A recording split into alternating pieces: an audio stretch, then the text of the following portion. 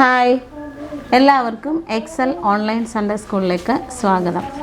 നമ്മൾ പുതിയൊരു പാഠവുമായിട്ട് വന്നിരിക്കുകയാണ്. നമുക്ക് കഴിഞ്ഞ ആഴ്ചകളിൽ പഠിച്ചതുപോലെ യേശു കർത്താവ് രോഗികളെ സൗഖ്യമാക്കുകയും ഒക്കെ ചെയ്യുന്നതായിട്ടുള്ള അത്ഭുതങ്ങളെക്കുറിച്ചാണ് ഇന്ന് നമ്മൾ പഠിക്കുന്നത്. കഴിഞ്ഞ ആഴ്ച നമ്മൾ പഠിച്ച പാഠത്തിൽ യേശു കർത്താവ് പടകിൽ ശിഷ്യന്മാരുമായിട്ട് യാത്ര ചെയ്തപ്പോൾ അവർ കാറ്റും ഓളങ്ങളും ഒക്കെ ഉണ്ടായി. അവർ പേടിച്ചു.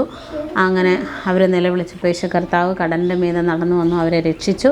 അങ്ങനെയൊക്കെയുള്ള ഭാഗങ്ങളാണ് നമ്മൾ കഴിഞ്ഞ ആഴ്ച പഠിച്ചത്. അപ്പം അതിന് ശേഷം സംഭവിച്ച കാര്യങ്ങളാണ് ഇന്ന് നമ്മൾ പഠിക്കാൻ പോകുന്നത്. അപ്പോൾ നമുക്ക് പഠിക്കുന്നതിന് മുമ്പ് എല്ലാവരും കണ്ണടച്ച് നമുക്ക് പ്രാർത്ഥിക്കാം. പരിശുദ്ധനായ ദൈവമേ, സ്വർഗീയ പിതാവേ, അനുഗ്രഹിക്കപ്പെട്ട നല്ല സമയത്തിനായി സ്തോത്രം ചെയ്യുന്നു. കർത്താവിൻ്റെ കൃപയിൽ ആശ്രയിച്ച് ഞങ്ങൾ വീണ്ടും സൺഡേ സ്കൂൾ പഠിക്കുവാൻ കർത്താവെ കടന്നു വന്നിരിക്കുന്നു. ദൈവം ഞങ്ങളുടെ കുഞ്ഞുങ്ങളെല്ലാം അനുഗ്രഹിക്കണമേ, സഹായിക്കണമേ. പഠിക്കുവാനും പഠിപ്പിക്കുവാനും ഒക്കെ ദൈവം ഞങ്ങളെ എല്ലാവരെയും ബലപ്പെടുത്തുമാറാകണമേ. ഈ സാഹചര്യങ്ങളിലൊക്കെ ദൈവമേ കർത്താവിനോട് ചേർന്നിരിപ്പാൻ ദൈവം ഞങ്ങളെ സഹായിക്കണം. യേശു കർത്താവിൻ്റെ നാമത്തിൽ തന്നെ ആമേൻ. എല്ലാവരും ഉറക്കെ ആമേൻ പറയുന്നു. ആമേൻ. അപ്പം നമ്മൾ പുതിയ പാഠത്തിലേക്ക് പോവാം. അപ്പം കഴിഞ്ഞ ആഴ്ച പഠിച്ചു. ഇന്ന് നമ്മൾ പഠിക്കാൻ പോകുന്നത് ഒരുപാട് രോഗികളെ, പലതരത്തിലുള്ള രോഗങ്ങളുള്ളവരെ യേശു കർത്താവ് സൗഖ്യമാക്കി എന്നുള്ളതാണ്. അപ്പം അതിനകത്ത് ഈ ഗന്നസരത്ത് എന്ന് പറഞ്ഞൊരു ദേശത്താണ് ഇത് സംഭവിച്ചേക്കുന്നത്. ഈ ഒരു കാര്യം നടക്കുന്നത് ഗന്നസരത്ത് എന്ന് പറയുന്ന ഒരു ദേശത്താണ്. അപ്പം യേശു കർത്താവും ശിഷ്യന്മാരും ബെത്സൈദയിൽ നിന്ന് മുന്നോട്ട് പോയി പടക് കയറി അക്കരയ്ക്ക് വന്നു. അക്കരയ്ക്ക് പോയി അവരെത്തിയത് ഗന്നസരത്ത് എന്ന് പറയുന്ന ദേശത്താണ്. ഗന്നസരത്ത് എന്ന് പറയുന്ന ദേശത്തേക്ക് യേശു കർത്താവിൻ്റെ ശിഷ്യന്മാരും എത്തി. അവിടെ വന്നപ്പോൾ യേശു കർത്താവ് ഇവിടെ വന്നെന്നറിഞ്ഞപ്പോഴത്തേക്ക് യേശു കർത്താവ് പടകിൽ നിന്ന് ഇറങ്ങി.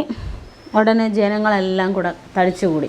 ഒരുപാട് ആളുകൾ യേശു കർത്താവും ശിഷ്യന്മാരും വന്നപ്പം ആളുകളൊക്കെ തടിച്ചുകൂടി. കാര്യം യേശു കർത്താവിൻ്റെ അടുക്കൽ വന്നാൽ സൗഖ്യമുണ്ട്, മറ്റത്ഭുതങ്ങളുണ്ട്, പ്രസംഗം കേൾക്കാം, ഇങ്ങനെ ഒത്തിരി കാര്യങ്ങൾ യേശു കർത്താവിൻ്റെ അടുക്കൽ വന്നാലുണ്ട്. അപ്പം ഇതിനൊക്കെ വേണ്ടിയിട്ടാണ് ഈ ജനങ്ങൾ യേശു കർത്താവിനെ കാണുമ്പോൾ ഓടി വരുന്നത്.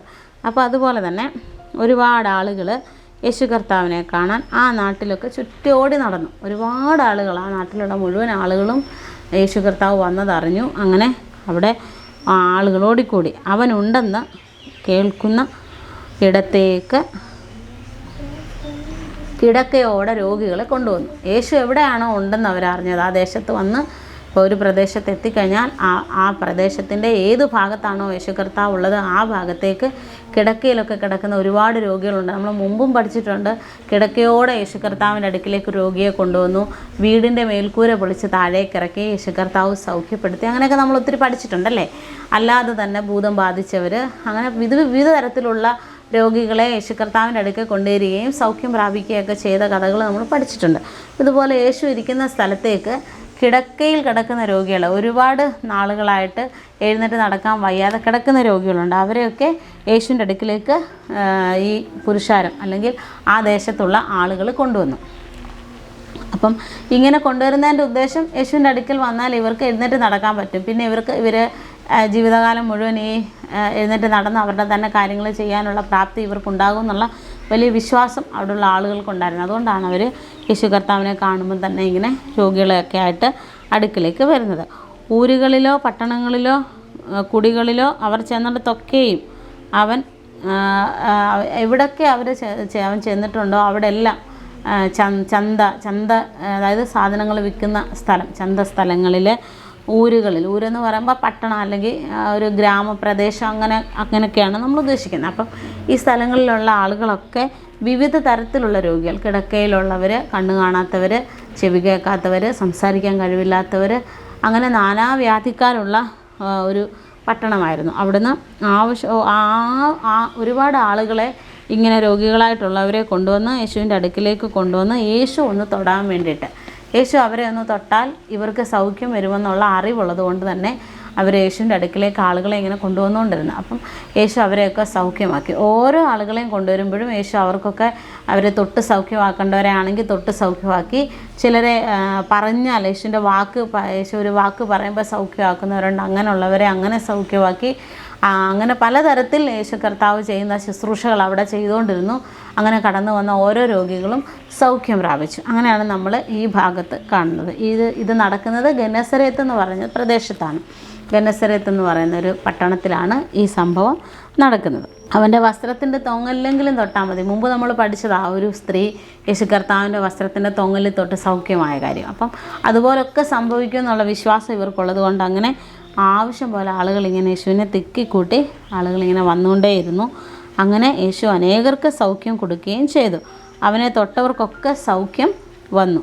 അപ്പം രോഗികൾ യേശു തൊടാനും ആഗ്രഹിച്ചു വന്നു, യേശുവിനെ തൊടാൻ ആഗ്രഹിച്ചു വന്നു. അങ്ങനെ വന്നവർക്കെല്ലാം യേശു കർത്താവ് സൗഖ്യം കൊടുത്തു. അപ്പം ഇന്നത്തെ നമ്മുടെ പാഠത്തിൽ നമ്മൾ പൊതുവായിട്ട് എല്ലാ തരത്തിലുള്ള രോഗികളും വിവിധ ഒരു കണ്ണ് കാണാത്ത ഒരാളോ അല്ലെങ്കിൽ ചെവി കേൾക്കാത്ത ഒരാളോ അതല്ലെങ്കിൽ മറ്റെന്തെങ്കിലും രോഗമുള്ള ഒരാളോ അല്ല, എല്ലാ തരത്തിലുള്ള രോഗമുള്ളവരുമുണ്ട്. അവരെല്ലാവരും വന്നു, എല്ലാവരും സൗഖ്യം പ്രാപിച്ചു. അതാണ് നമ്മളിന്ന് പഠിച്ചത്. അപ്പം നമുക്കിന്നൊരു ചെറിയ വാക്യം ഈ ഭാഗത്തു നിന്ന് നമുക്ക് പഠിക്കാം. നമ്മൾ പഠിച്ച ഭാഗം എന്ന് പറഞ്ഞാൽ മർക്കോസിൻ്റെ സുവിശേഷം 6-ാമത്തെ അധ്യായം 52 മുതലുള്ള ഭാഗങ്ങൾ, 52 മുതൽ 56 വരെയുള്ള ഭാഗങ്ങളാണ് നമ്മൾ ഇന്ന് പഠിച്ചത്. ഈ ഭാഗത്തു നിന്ന് തന്നെ ഒരു കുഞ്ഞു വാക്യം നമുക്ക് പഠിക്കാം. അതിൻ്റെ 56-ാമത്തെ വാക്യമാണ്. ആ 56-ാമത്തെ വാക്യത്തിൻ്റെ അവസാനത്തെ ഭാഗം നമ്മളിന്ന് മനഃപ്പാഠമായിട്ട് പഠിക്കാൻ പോവാം. കൂട്ടുകാരൊക്കെ അത് കാണാതെ പഠിക്കണം.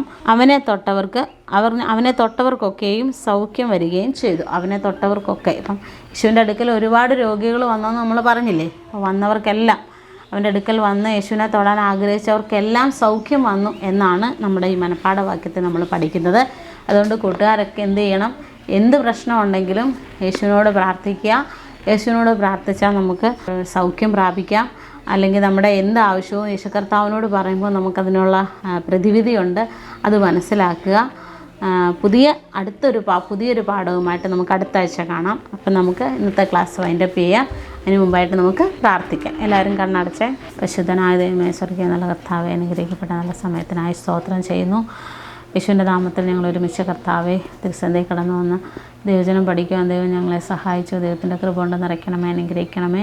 വീണ്ടും കർത്താവെ, ഞങ്ങൾ പഠിക്കുന്ന കാര്യങ്ങളൊക്കെ ഞങ്ങൾക്ക് മനസ്സിലാകുവാൻ ദൈവം ഞങ്ങളെ സഹായിക്കണമേ. യേശു കർത്താവിൻ്റെ നാമത്തിൽ കുഞ്ഞുങ്ങളെല്ലാം അനുഗ്രഹിക്കുന്നു. പ്രാർത്ഥനയായിട്ട് നായ സ്തോത്രം. യേശുവിൻ്റെ നാമത്തിൽ തന്നെ. ആമേൻ, ആമേൻ.